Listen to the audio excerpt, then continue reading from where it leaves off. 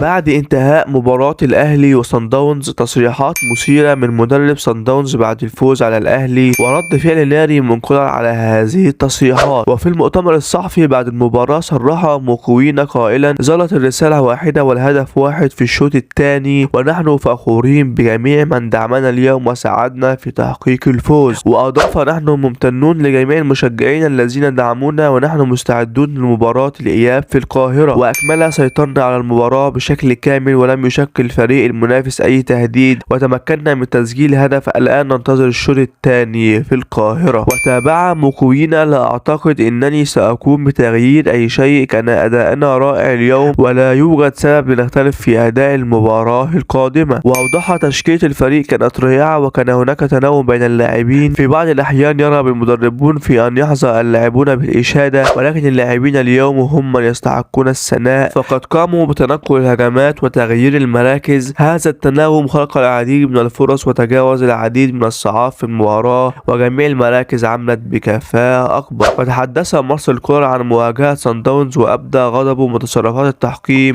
وتصريحات موكوينا.